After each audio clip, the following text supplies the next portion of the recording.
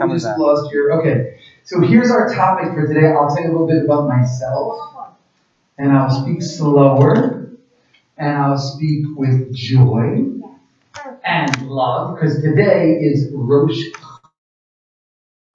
It's the new month of Adar. This year we get a double whammy here in the Jewish calendar. So we have 2 months of Adar. Instead of like on the Gregorian calendar, where you add just a day, we add a whole month in a very awkward sequence of years. On a 19-year calendar, every certain number of years, like 4, 7, 9, 11, 13, and 19, something like that. And we add a whole extra month. So this year is an extra month of Adar, which means we have extra joy, which means there's a lot of pranks that happen in Jewish high schools all around the country. You don't quite celebrate 2 Purims. It's a good question.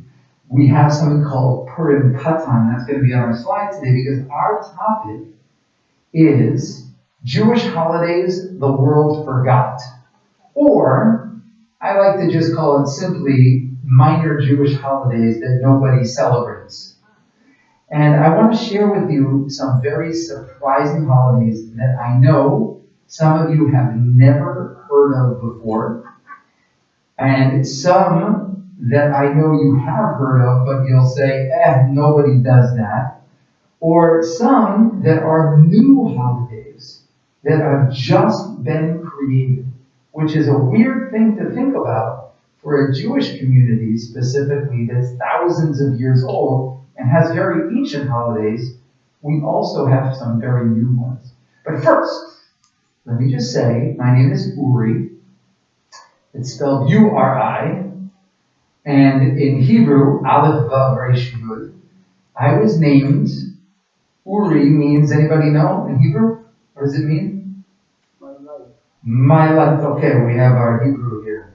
So I was born on a Friday night. My mother converted to Judaism and had just started to light Shabbat candles. She was raised Irish Catholic. Do we have any good Irish Catholics here? Nobody? Nobody? No Irish Catholics came to the rabbi's class? Okay, what kind of institution are we running around here? So, I'm very close with my mom's family. My dad, who is Jewish and grew up Jewish, has almost no family. His parents died when he was very young. And he has one sister who we love, but who always lived on the other side of the country. So we grew up with my mom's family. She is one of 9. She has 8 brothers and sisters. Actually, her mom, my grandmother, my Nana, whose name was Anne O'Connor. How about that? We're legit Irish. She was born in Cork County, Ireland. She actually was pregnant for 14 straight summers. She lost a number of the babies at birth with RH incompatibility issues. And then, but she did have 9 beautiful children. 2 of them were deaf. And so we grew up in a deaf, Irish, Jewish world. How about that? Not to mention the fact that my grandfather is a Lebanese Catholic, a Maronite Catholic. So we had the whole kit and caboodle. It was like a smorgasbord of family right there. We had a great, great time. And it was very special to grow up with a diverse community where you got to meet different kinds of people, learn to appreciate different kinds of cultures.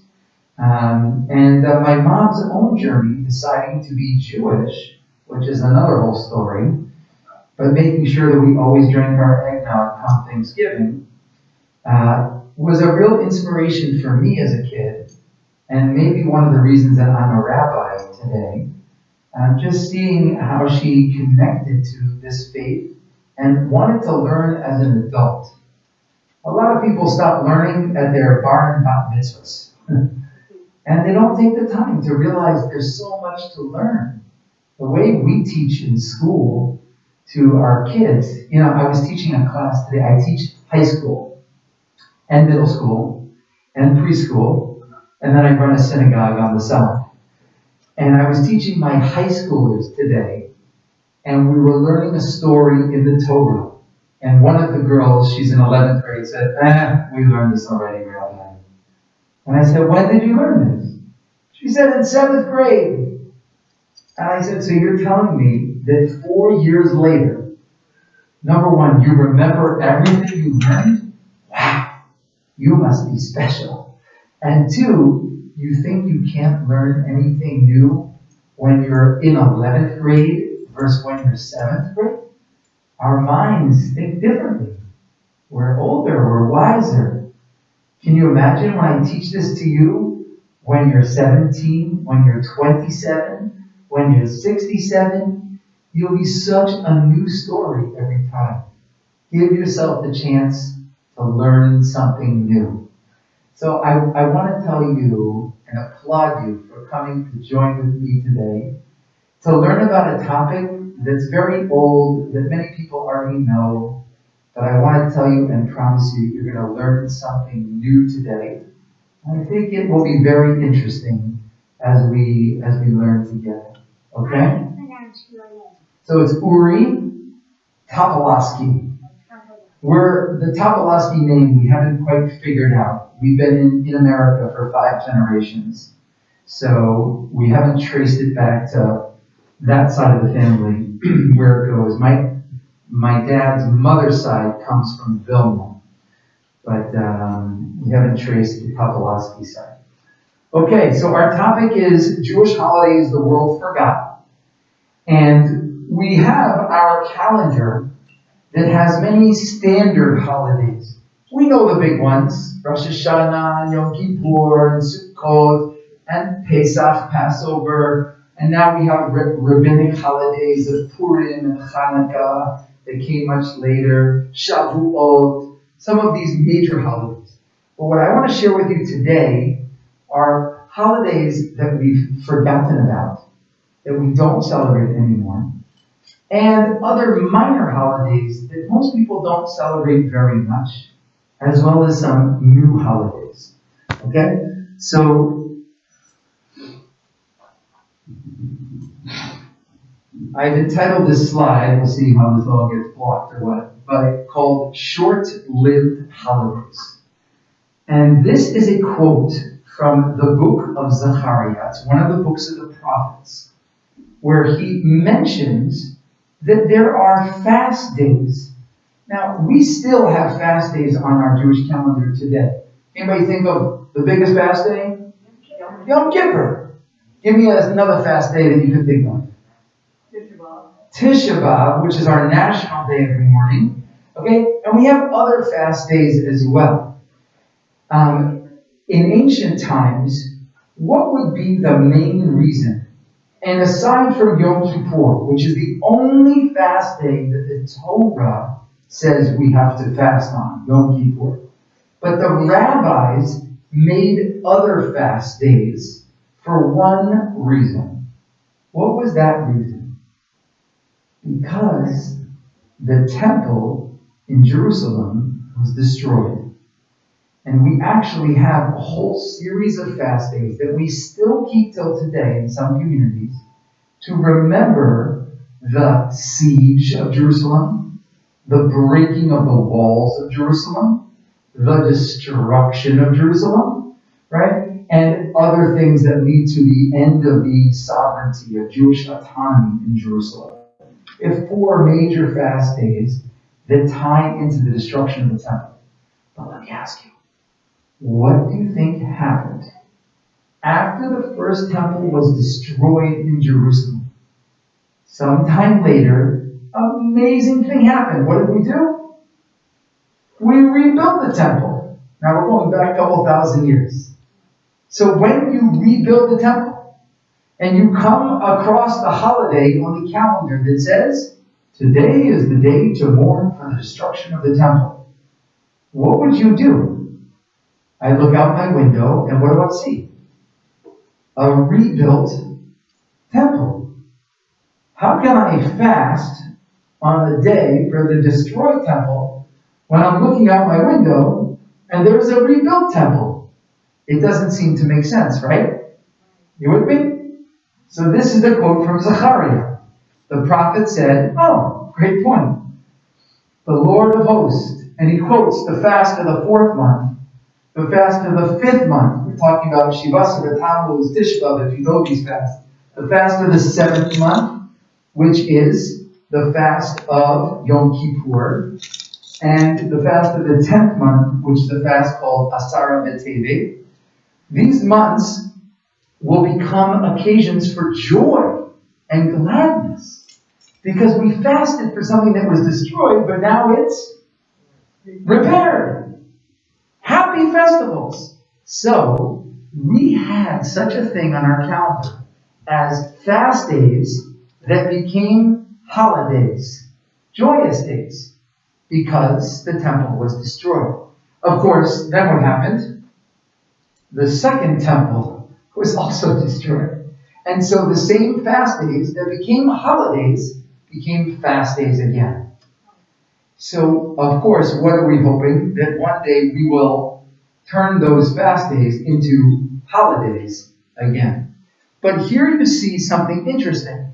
There are sad days on the calendar which we turned into festivals, which meant, think of all the good Jewish foods we don't have anymore. There must have been some great recipe on some of those days that we just don't make. There must have been some great tradition or ritual or plate of something or a picture of, I don't even know. We don't have them anymore. These were once holidays that we've lost, but we pray will come back. Okay? Everybody with me? Questions? Let's get a little bit more interesting. Okay? There is a book called Megillat Ta'anit. Megillat Ta'anit literally means the scroll of fasts. I don't know what's with the Jewish people. We're very miserable sometimes. It's like we had a lot of fun and then we decided let's fast a lot. So they actually wrote a book with days that you're not allowed to fast on. Because there seemed to be such this depressed culture. Oy, they're trying to kill us again. Oy, we'll have another fast day, another fast day.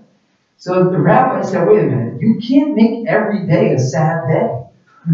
We have to be happy. So they actually made a rule that there are 35 days of the year, in addition to the major holidays, that you are not allowed to be sad. No fasting for you. I want you to bring a little more joy into your step. Can you imagine getting to a place where we have to tell people, don't be so sad all the time? So there were 35 days that the rabbis say, and it's a whole book. We have the book today, just nobody studies it. It's called Megillat Ta'anit. Now we study a different book called Mesechet Ta'anit, which is from the Talmud. But that's not this book. This is a special book called Megillat Ta'anit. But let me tell you about Megillat Ta'anit. Megillat Ta'anit was annulled. It was decided that all of the holidays in there we're not going to keep any longer. 35 special holidays that we don't keep, most of them today. Some of them we held on to, and I'll show you. But most of them, the rabbis let go. Okay? And this is from the Talmud. Our Talmud says that this book, Megillat Ta'anit, was nullified. It was ended. We didn't keep the traditions of Megillat Ta'anit. Okay? And why was that? Well, they say that the days of joy listed in Megillat Ta'anit were nullified when we no longer had peace. When we no longer lived in Jerusalem. When we no longer had a king. When we no longer were at peace with all of our neighbors. And so we lost these days of joy. So what are these days? And I want to show you one of my favorites that comes from this book. And that is a holiday. You tell me if you've ever heard of this holiday. Called Yom Nicanor. Nicanor. Has anyone ever heard of Yom Nicanor? You've heard it before. Do you know when Yom Nicanor happens? No, because we don't celebrate Yom Nicanor anymore. But Nicanor was a general who was known to be the general of the Elephant Corps. The Elephant Corps was a corps that the Syrian Greeks used. They had elephants that were part of their army, and they used them like people would use horses, cavalry in an army, or chariots, or nowadays tanks. They used elephants.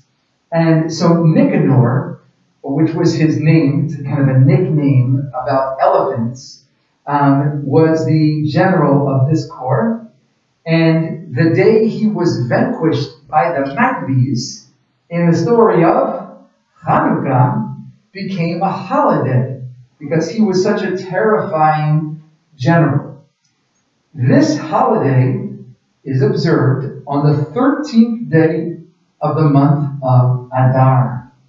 And that is the day before a holiday that we all know and love, called Purim. Except on this day, we celebrate something else. We call it the Fast of Esther. And we remember Esther's sacrifice. So what happened was, the Fast of Esther, a sad sort of day where, oh my gosh, we could be really hurt, we could be annihilated, we're being persecuted by Haman, took over a festive day called Yom Nicanor. And we no longer celebrate this holiday. But I was thinking, if we wanted to bring it back, what would it look like? I was thinking we could call the Ringling Brothers and Barnum Bailey and just parade elephants down the street on Yom Nicanor. No, be abusive to the elephants. But I could imagine all kinds of fun things that you could do to celebrate Elephant Day, Yom Nicanor, in a way that could be interesting. And I want you to get your brains thinking a little bit, because I'm going to ask you about some other holidays. What could you do to celebrate them today? And it's a relevant question. So, when was the last one before? Yom Nicanor? Oh, long time ago. We don't celebrate it all. I don't know the exact answer to your question. It's a good question. But we basically haven't celebrated almost any of these holidays for a long time. The other things that are mentioned in that Megillat Tani book are holidays like Purim. That's in there too. And we kept Purim. Why do you think we kept Purim versus Nicanor Day? I think it's because elephants are too big. And it would have been hard to find a way to celebrate. But Purim was all about how we give gifts to each other. People liked Purim. It was something they attached to it. And so Purim came to stay, whereas Yom Nicanor fell away. But Purim is not the only day, and we said Tanit Esther, the Fast of Esther. But there's another holiday which is one of my favorites, Shushan Purim. Now, nobody celebrates Shushan Purim unless you live in a city in Israel that in those days was once a walled city. So what would be a perfect example? Jerusalem. So if you live in Israel, in Jerusalem, you don't celebrate Purim on the same day the rest of the world celebrates Purim. You celebrate the next day, which is Shushan Purim. Okay, Shushan is the name of the city where the Purim story took place. It was a walled city. So walled cities at that time celebrate not on the 14th of Adar, the middle of the month, but the next day. So I like to remind people that even though I celebrate on Purim, think about all the people that are also celebrating on Shushan Purim. So my wife and I have a custom that we've done for the 20 years that we're married, and that is that we have a Purim Suda, which a lot of people have, a feast, a meal on Purim, but we wait until the last hour of the day on Purim to start our feast, and we carry it through the whole night into the next day on Shushan Purim. And people from all around the community come to our home, except for the last 2 years. It's been kind of depressing. But people have been coming from all around, and they come in the evening, and at night, and in the morning, and the next day, and I stay at the table. I get a big, comfy, lazy boy chair. I pull it up to the dining room table. I get some pillows out and a blanket, and I stay there for 2 days.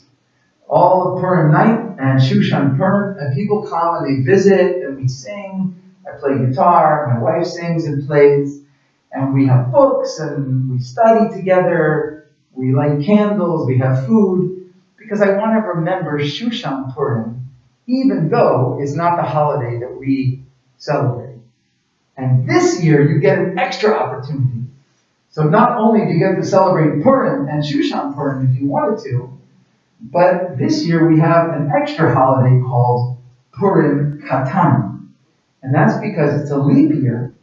So you have 2 months of Adar, which means in the middle of the month of Adar, the first one, it's the same day it would be Purim, but we've just pushed Purim a month later. So the rabbis call that Purim Katan, the little Purim. Okay, we don't have any specific ritual to do on Purim Katan. There's nothing you have to do. But it's like, it feels like this day is also a holiday. So I like to try to think of fun things to do on Purim Katan. So for example, for our high school, we're going to have, in the past, we've had a tradition where the kids come with anything but a backpack day. Anything but a backpack day. So what do you think kids show up with? So one year, a kid came to school with all of their books in an inflatable snow tube and pulled it around school all day long. One kid came with those, you know those little shopping carts they get for little kids? So they brought a little shopping cart and pushed it around all day with their books in it. Or they bring all kinds of silly things just to make the day fun, festive, something different. But I wonder, I think we could be doing more for Purim Katan. Maybe you make little Hashon. Maybe we do something to celebrate this day. Okay, that's all the simple stuff. Now I want to show you something even more special as we celebrate Adar. So, one of the holidays that's become reclaimed is the holiday of Tu B'Shvat. Tu B'Shvat, 100 years ago, pretty much didn't exist. Nobody celebrated Tu B'Shvat. 500 years ago, nobody at all celebrated Tu B'Shvat. And that's because Tu B'Shvat is just a holiday about counting your trees and tithing to the temple in Jerusalem, which we don't have. So eventually we stopped celebrating Tu B'Shvat. But two things happened.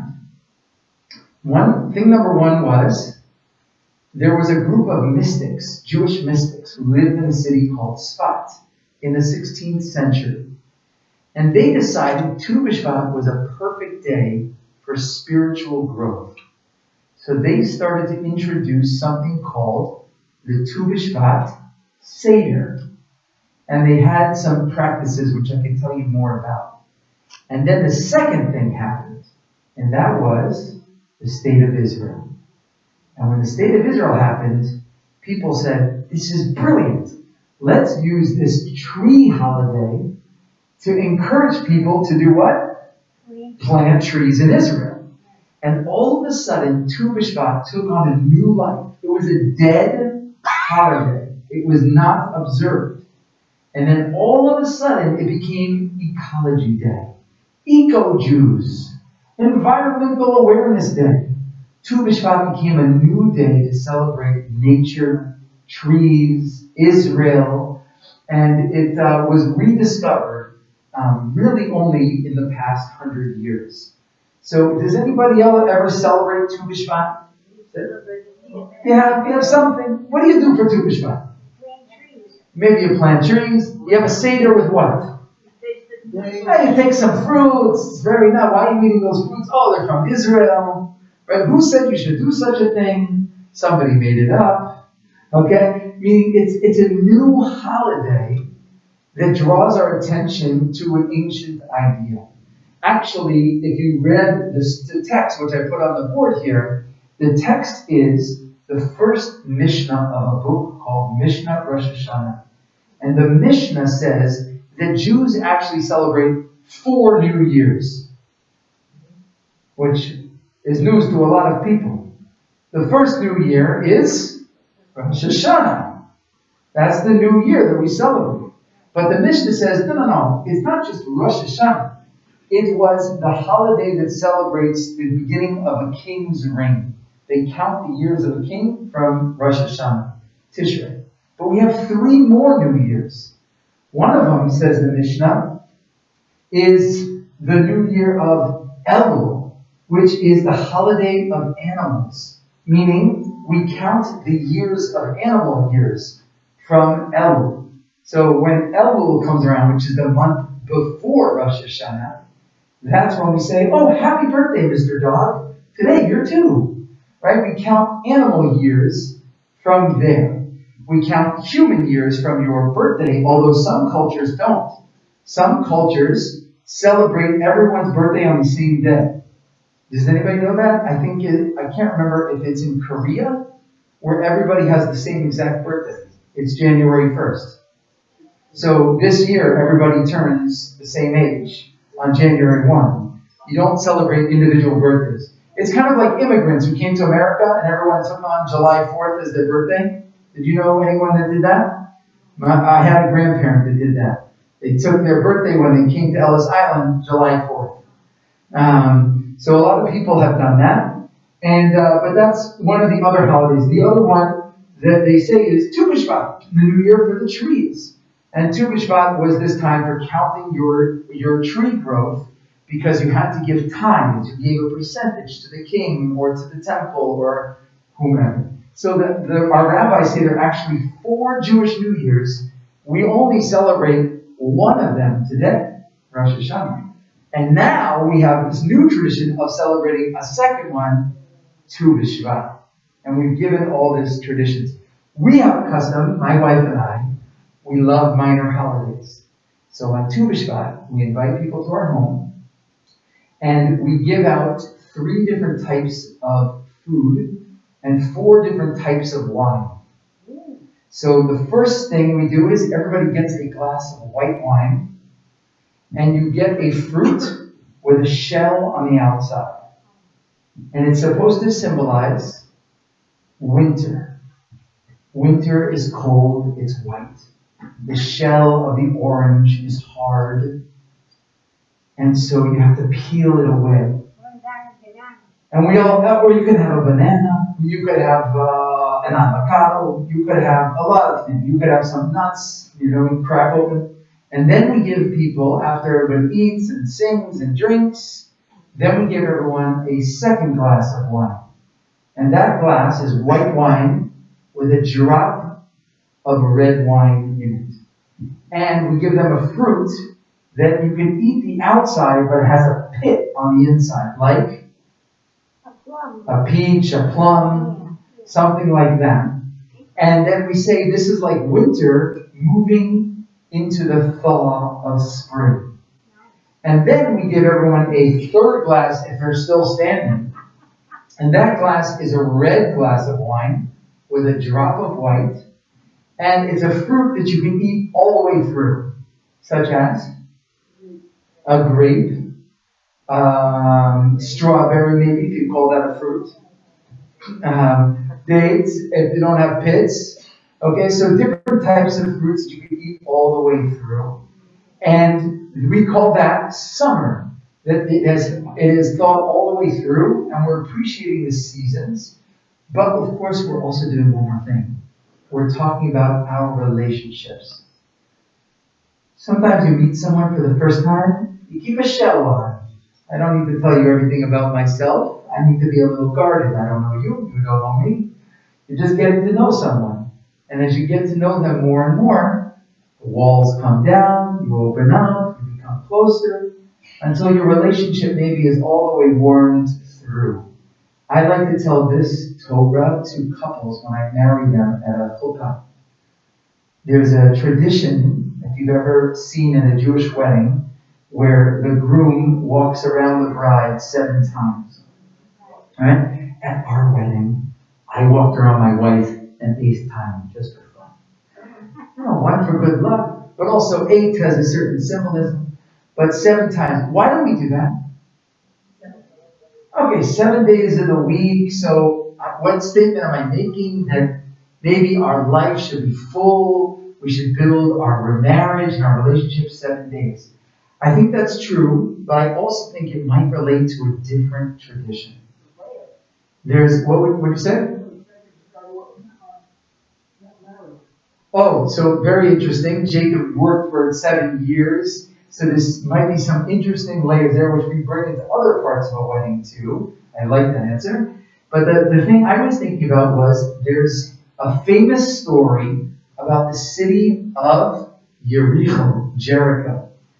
Jericho, they said, when Joshua first entered the land of Israel to capture the land, he walked around the city 7 times and blew shofar, and the walls came crumbling down.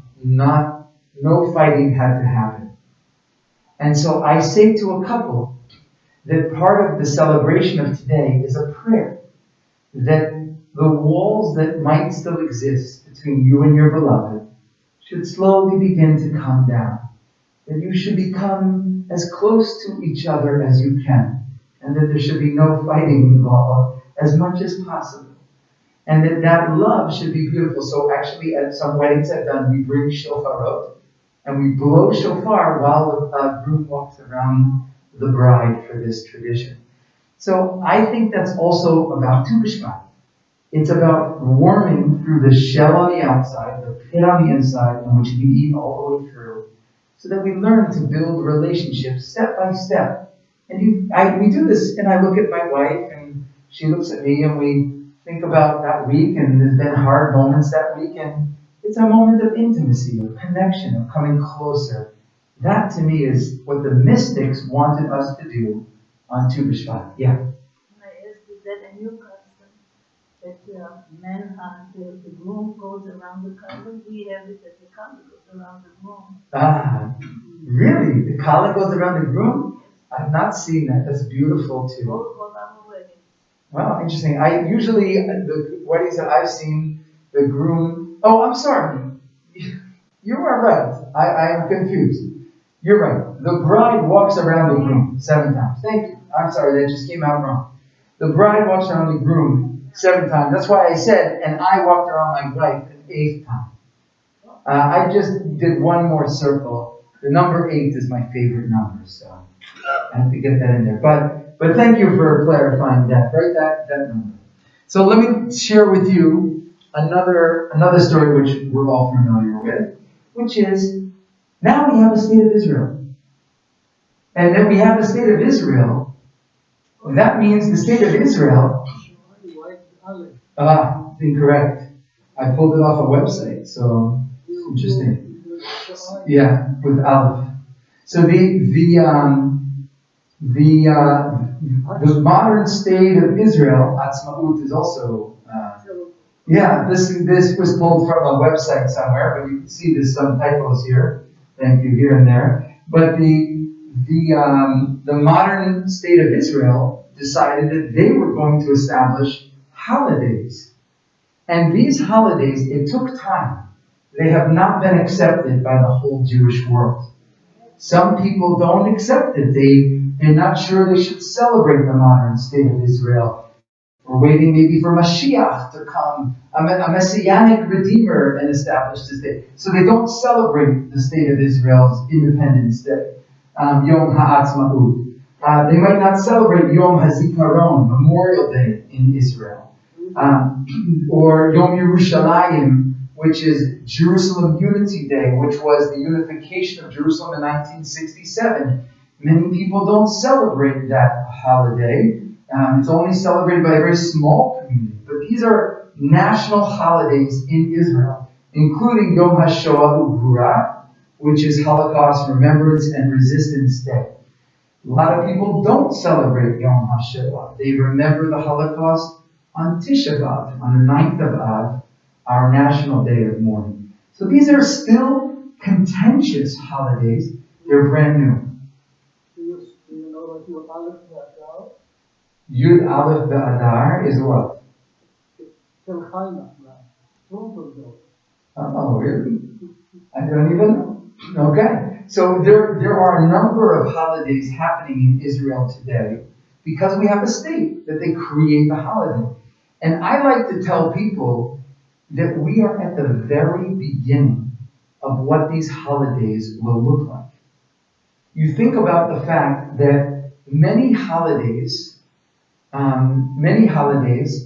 it took a long time to develop the practice. You were at your Passover Seder one time? Do you think the first year they had a Passover Seder that looked like that? No siree. The Passover Seder took hundreds of years to develop into what we do today. So we are just 75 years plus into the modern state of Israel. I guarantee you, in 50 years or 100 years from now, these holidays are going to look very different than what we're doing right now. So I tell my students in school, this is your chance. Make the holiday what you want it to be. What kinds of celebrations do you think that our people should be doing on this holiday? Right? And each of them are very different. There is a practice on Yom Yerushalayim, on Jerusalem Day, if you're in Israel. Many Israelis parade through Jerusalem to the Kotel, to the Western Wall.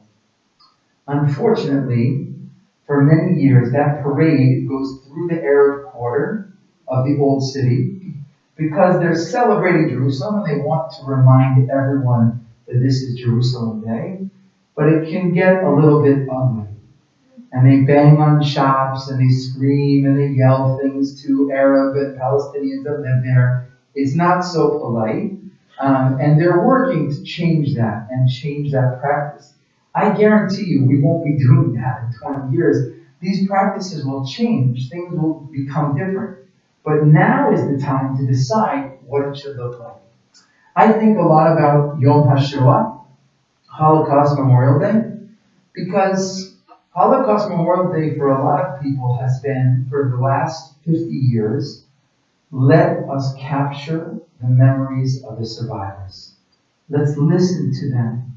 Let's hear their stories. Let's give them a chance to speak, to share their heart, to unburden their pain. But sadly, we have fewer and fewer survivors that can come talk to our students in school. And I think it's very important that we have the development of rituals for Yom HaShoah. Because what is the best way to remember something? You think about Passover. I think it was David Ben-Gurion who once said, you know, Americans can't really tell you what they ate on the Mayflower when they came to this country. They can't tell you what date the Mayflower set sail and what date, and where they were halfway through the journey or whatever. But if you ask a Jewish person what they ate when the Jews left Egypt, they'll tell you matzah. And if you ask them, all of these questions. And why is that?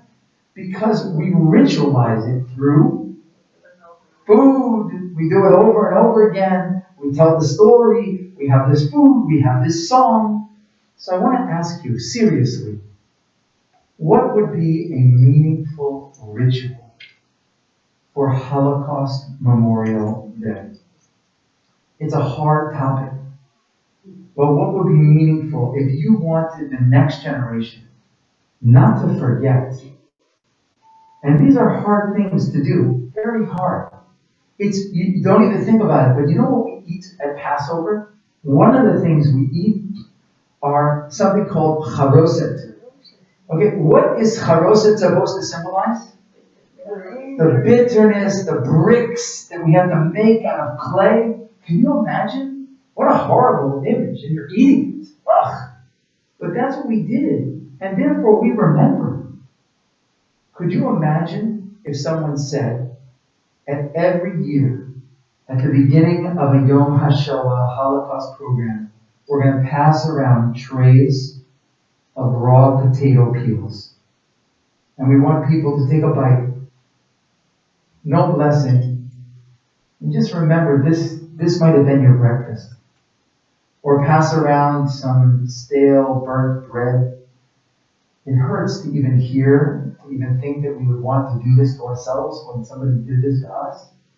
But friends, in 100 years, people start to forget. And there are so many deniers out there that say the Holocaust never happened. It's so important to teach people through ritual, not to forget. I wonder what those rituals should be. I'm curious if you have a thought. Yeah. When Yom HaZikaron reminds people that not to remind it, isn't there a siren that goes off? Traffic stops and people get out of their car. Yes. Is it Yom HaZikaron? It's both. They do a siren on Israel's Memorial Day for its fallen soldiers, and a siren on Yom HaShoah Holocaust Day. If you go, it's always an important lesson to show kids, especially. Walk out to the busiest intersection that you can find in the city where you are in Israel, and wait for that siren to go off at 10 a.m. and everybody just stops. It's wild to see the highway. People pull their car over and get out for 1 minute. It's very, very strong to see. Were you going to add something? A couple things. One is clearly you can have something you do at the dinner table. A paragraph or two is written that's published. Sure.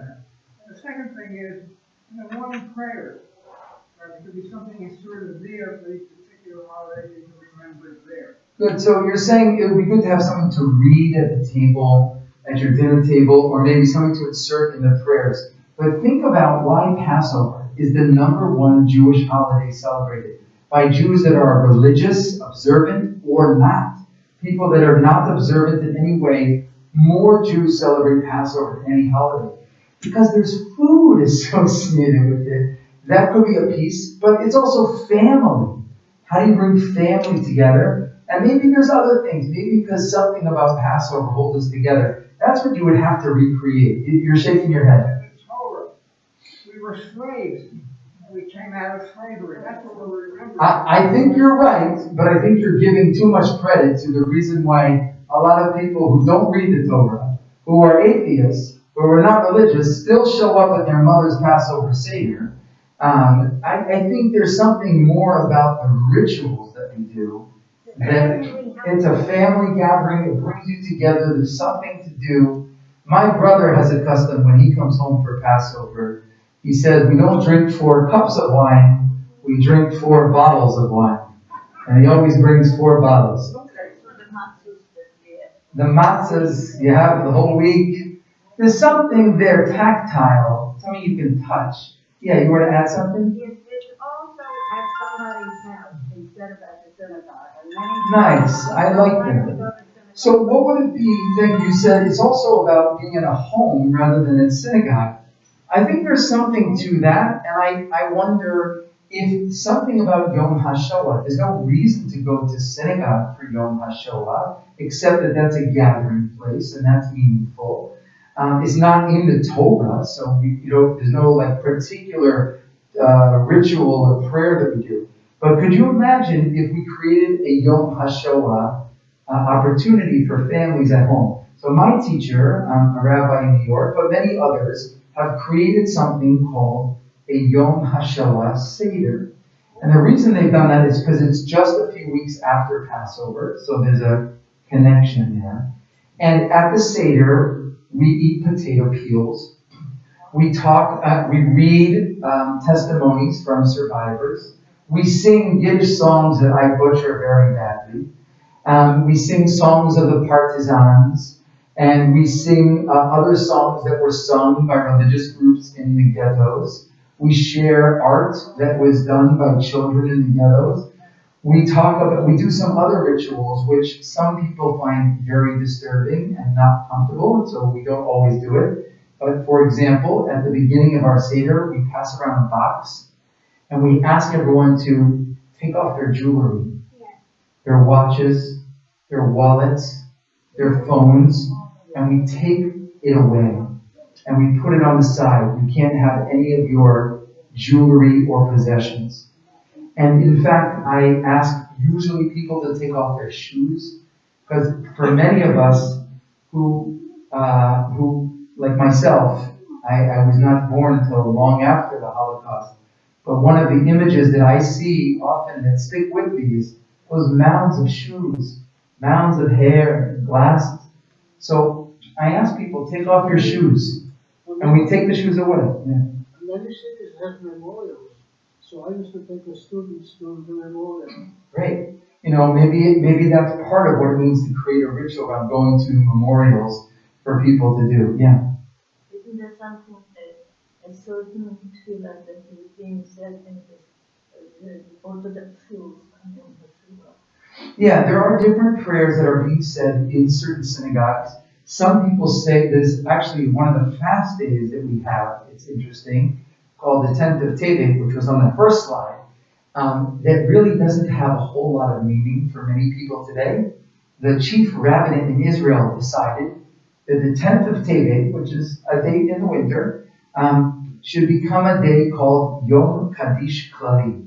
I didn't put it on my slides, but it's another holiday that means today is the day we will say Kaddish, the mourner's prayer, for anyone for whom they have no one to say Kaddish for, or for whom we don't know when they pass away. And so that becomes a day where Jews gather and say Kaddish for so many that were lost in the Holocaust. So these are all examples of rituals that are being created today because of the state of Israel.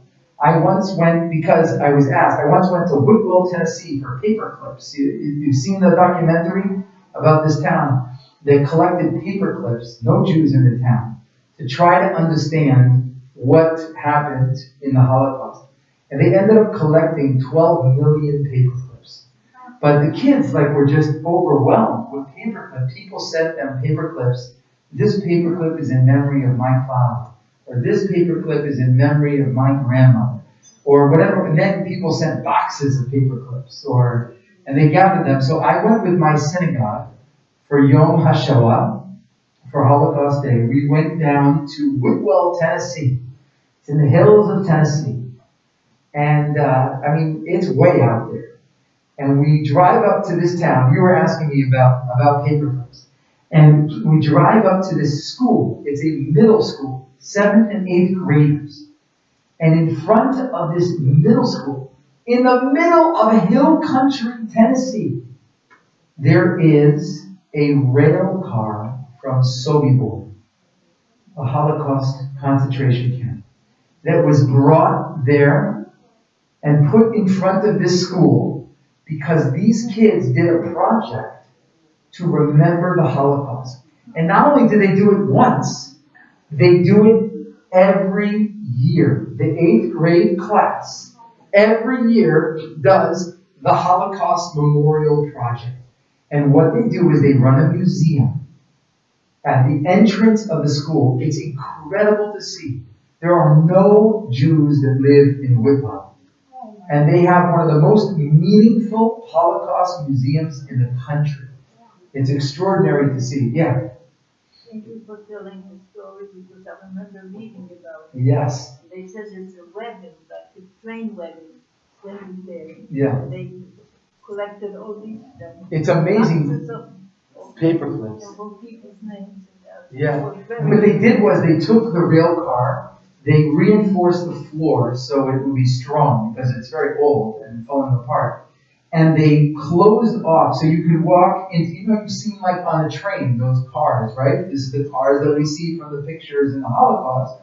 So the doors open and you can walk into the train car. They have steps that go up one side and steps that go out the other. And then on either side is a glass wall. And behind it are 6 million paper clips. And in the paper clips collection, they have a letter from this person, or a suitcase that arrived from a school in Berlin from a group of kids that donated paper clips. And all these things, it's amazing to see. And then you can go to their museum. we actually went, and the kids become the tour guides because groups from the South go there all the time. And the kids have trained during the year to become tour guides. And they take people through the car and into their museums, and they teach people, mostly not Jewish, about the Holocaust. It's extraordinary to see what they do. So this is a part of what happens there. We brought the kids, the tour. We were so inspired that we raised money and flew our 3 tour guides and their teacher up to Washington. They had never been on a plane before. And we flew them up here. We got them a special VIP tour of the Holocaust Memorial Museum in D.C. and a night in a hotel in D.C. And then we took them out for a baseball game and other things that they got to do. And we wanted them to know how much we appreciate that these kids who are not Jewish are helping to remember the Holocaust. It's really something special. So amazing place, but still, Yom HaShoah is this time where we're trying to figure out. So when we went down there, I did a Yom HaShoah Seder for their community, not Jewish, to teach them about what happened. And I asked everyone to take off their shoes at one point and put them under the table. And the guy sitting in front of me bent down and unhooked his leg. He had a prosthetic leg. And he took it off and he put it under the table. And I said, sir, you don't have to take off your leg. And he said, Rabbi, you told me to take off my shoe. My shoe is attached to my leg. So I took off. I said, tell me, how did you lose your leg? And he said, I worked in the coal mines my whole life. And I lost my leg in an accident. And this was a guy who was very different than me. Grew up with a very different politics than me. Who was not probably in agreement with many things that I think and believe. But here we were, 2 people from 2 totally different cultures and economies connecting around this story of the Holocaust. I think we have to think about ways that we can ritualize these holidays so they last, and now is the time to do it where we can be creative and think about what would you like to do on these holidays. They're brand new. What are the rituals? What are the songs that we should sing each year? So those are some of the things coming down. I want to wrap up in a couple minutes, but I have to tell you about Israel's newest holiday. It's brand new. It's only 6 years old. It's called, it's getting a little bit cut off here, Yom HaAliyah. It's Israel's newest holiday. The Knesset passed a law in Israel making it an official holiday to celebrate people that make Aliyah. It celebrates all the immigrants. It's actually celebrated on a day that tends to coincide with a parsha that we read in the Torah called Lech Lecha. Because Lech Lecha is when Abraham was told, go to the land that I will show you. And so the state of Israel established an immigrant holiday called Yom HaAliyah to celebrate all the people that have come to Israel over the years. Such a beautiful idea, but listen, this is a brand new holiday. It's a no-brainer, it's a great one, but think about it. It's only 6 years old. I wonder, in 100 years, what will this holiday look like? Will there be a tradition where everybody wears funny hats? Or will they eat funny foods? Or will they bring back borscht as a major staple? I don't know. What will this holiday look like? What will be its foods? What will be its drinks? What will be its songs? The idea of living in a time when holidays are being born because we have a relatively new state, that's very, very special and gives us time to think about what we want. There's a couple of other holidays which are old holidays. There's one called Tu B'Av, which is an old holiday. Just nobody celebrates. It's not relevant so much anymore. But it's making a comeback in Israel. Today, Tu B'Av comes out around the same time as in America, Valentine's Day.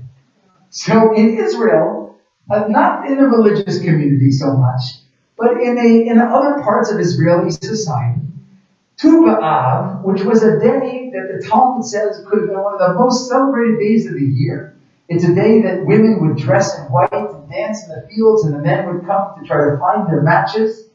Has become a modern day Valentine's Day in Israel, where people, now you can buy your chocolates and your hearts and your Hallmark cards on Tu B'Av and send them to loved ones in Israel.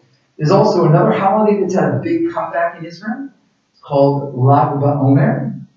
Lag BaOmer, unfortunately, had a very big tragedy last year when a massive celebration, tens of thousands of people gathered in the city of Meron, which is where a famous rabbi, Rabbi Shimon Bar Yochai, the Rashbi, is buried. And every year people flock to his grave on his yard site on the anniversary of his death. And unfortunately this year, the exit was a very narrow exit, and people, as they moved to the exit, crushed each other, and people fell and they got stomped on. And sadly, 50 people, I think 42 people were killed in a stampede. It was not, it wasn't an attack. It wasn't, intentional. It was just very, very sad. The state of Israel has decided that although the government is not guilty for this, they are responsible for ensuring the safety of its citizens. And so they decided to take responsibility, and they are paying thousands and thousands of dollars to every family who had a loss, and supporting those families in their healing, and pledging to do better so that such tragedies won't happen anymore. We're on to my last slide. We'll finish with this. This is my favorite holiday the Jewish world forgot. It's my favorite minor Jewish holiday that nobody knows about. And it's great because nobody can pronounce it either. Okay?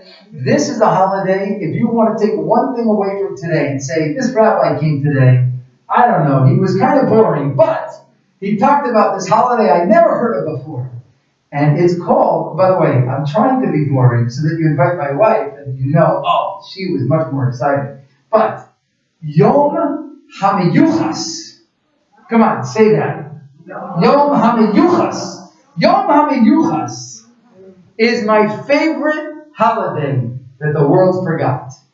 What is Yom HaMiyuchas? So there actually is not a clear answer. We don't know. We just know from old calendars that there was a holiday called Yom HaMiyuchas. But I'm going to share with you my two favorite theories on why it's called this and what it is. But these are theories. We don't know this for sure. The first theory about Yom HaMiyuchas is a pretty funny one. And it's hard to see from where you are, but I'll just spell it out. This is a calendar of 7 days of the week. This is actually the calendar from 2020, so 2 years ago. So I wrote it Sunday, Monday, Tuesday, Wednesday, Thursday, Friday, Shabbat. That year, a very famous holiday happened on Friday and Shabbat, the last 2 out of 7 days of the week. And that was the holiday of Shavuot. Okay, Shavuot is the day we celebrate today as the giving of the Torah. But it was also an agricultural holiday. It had other meanings too. But it's a fun holiday. Lots of cheesecake and ice cream in synagogues today. We celebrate the Torah. It's a very special time. The rabbis say that way back when the Jewish people received the Torah, they couldn't just get the Torah. They had to prepare for it. And they prepared in a 3-day ceremony called the Shloshet Yemei HaKabbalah, where for 3 days they immersed in a mikvah, a body of water. They prepared, they read special prayers. They got ready to receive the Torah. You don't just show up to your wedding. You got to get ready. You got to get your hair done, your nails done. You got to get a nice dress. This is what it was for the Jewish people. You had to get ready. 3 days. It just so happens that we count that calendar as that was the first week of the Hebrew month of Sivan. So on the first day of the week, it was Rosh Chodesh. The new month begins. That's a festive day in and of itself. The third, fourth, and fifth days of the week were the 3 days of preparation. The 6th and 7th days of the week were the holiday of Shavuot. But guess what? There's one lousy day of the week that nobody cared about. What day was that? The 2nd day of the week. What a waste! So the rabbi said, it's so sad. You have a whole festive week. Let's not leave out one day. And they gave it a name called Yom HaMeyuchas, which comes from the word Yichus. If somebody says you have good Yichus, what does that mean? You come with good stock, good genes, good family, right? Good Yichus. Yichus means that the 2nd day of the week is surrounded by a lot of good Yichus. It's got good neighbors and good friends. So they made it a holiday, even though the day itself was bupkis. It was nothing. So the other part of this is some people say that before we got the 3 days of preparation, God says in the Torah to the people, today you will become a Am Segula, a treasured nation, a Mamlechet Kohanim B'Goy Kadosh, a kingdom of priests and a holy nation. And so that was the day we got our Yichus. We got our Yichus. That was the day we got to be a special people. So other people say that's why it's called Yom HaMeyuchas, the 2nd day of the month of Sivan. But the truth is, we're not really sure. And either way, here we have a holiday that is a minor Jewish holiday that literally nobody celebrates except for me. I constantly tell people about Yom HaMeyuchas. And I love it. It's if you were a synagogue goer, the Rabbi in the synagogue has a little book called the Luach. It's in the Luach. It says, no kachanun and Yom HaMeyuchas. But nobody knows what to do. So I leave you with this question. How would you celebrate Yom HaMeyuchas? Because I promise it's going to make a big comeback. What rituals would you do to celebrate a day that in itself is not so special maybe, but it's surrounded by good people? There's something to think about this holiday. All right, that's what I wanted to share with you. This beautiful story of the holidays that the Jewish world forgot, minor Jewish holidays. I think it's special because we're living in a time where we can bring creativity and newness to some of these things, and not just eat the same old foods and sing the same old songs, but maybe do something new too.